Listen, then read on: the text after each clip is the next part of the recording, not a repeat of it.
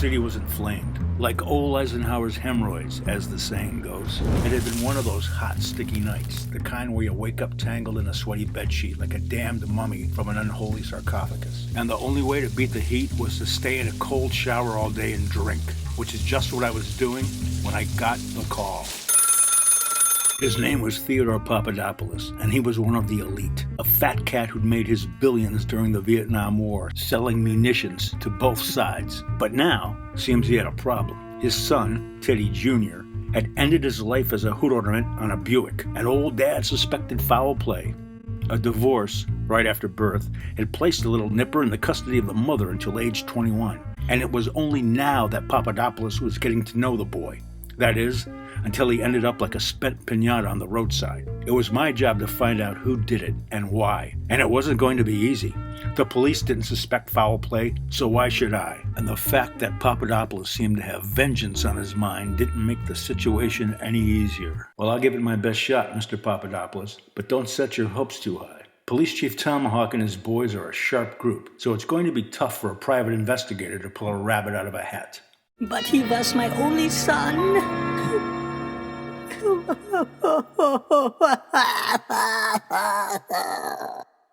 Papadopoulos was a troubled soul, to be sure, and some of that trouble rubbed off on me leaving his penthouse.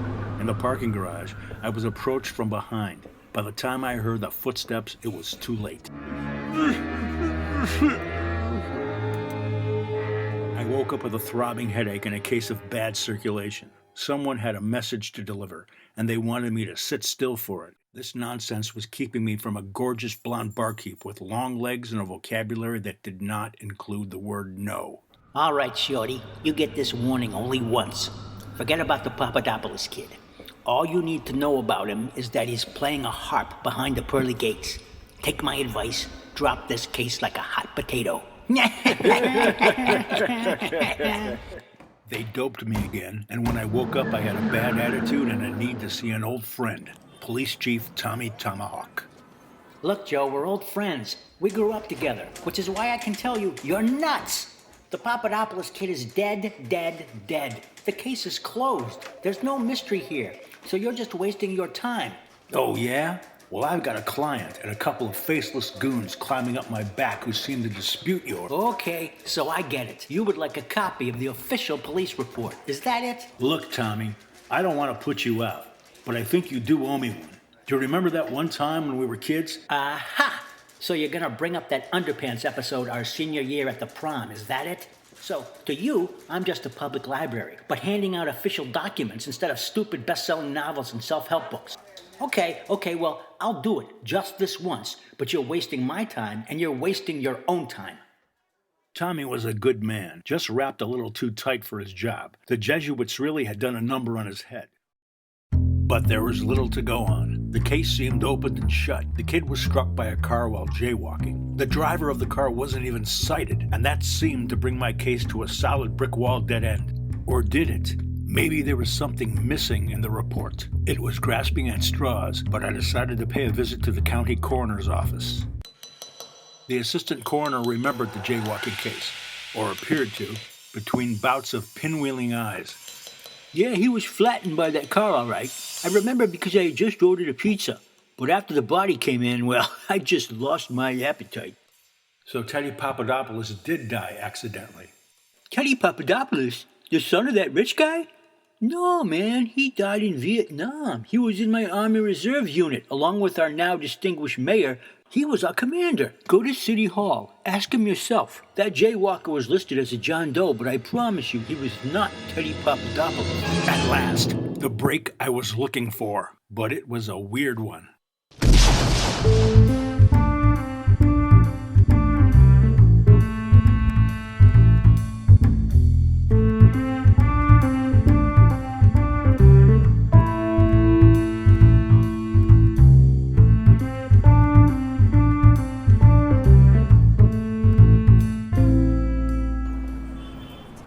That's right, I was an Army Reserve commander during the Vietnam War era.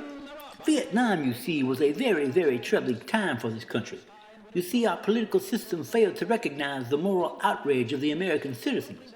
Thus, our boys in military service were not properly prepared for the ultimate threat of homegrown ideology and the misplaced sense of righteous indignation versus the powers that were, so to speak, during this vast and important era of change in our great nation. You see, contrary to history and the textbooks of our so-called higher education... Unfortunately, the mayor had many political memories from Vietnam, but very few personal ones. He did not remember the names of any men from his unit and thus proved another dead end. So I decided to confront Papadopoulos Sr. with this new information. But I had a pretty good idea what his reaction would be. What? My son? A soldier? Bah, ridiculous idea. We Papadopoulos are peaceful people. We don't fight. When my son lived with his mother, he go to college. I pay bills. I have records to prove I pay bills. He was a smart boy. He was not a killer. He was to be a scientist, a doctor. Do you understand me? A man of letters, a man of refinement, a man of character, not a butcher who licks the boot heels of Uncle Sam. As luck would have it, the answer to Teddy's military service rested with a large-bosomed redhead at the state capitol's Hall of Records. I managed to coerce her into obtaining a copy of Teddy Papadopoulos' war records. This proved without a doubt that Theodore J. Papadopoulos Jr. was indeed in Vietnam. And he was one hell of a soldier. He saw action with Army intelligence, and he had more decorations than a Christmas tree. He died a hero. So who died jaywalking? A horrible phone call late at night made me question whether I was in over my head. The voice on the other end of the line was clearly Vietnamese.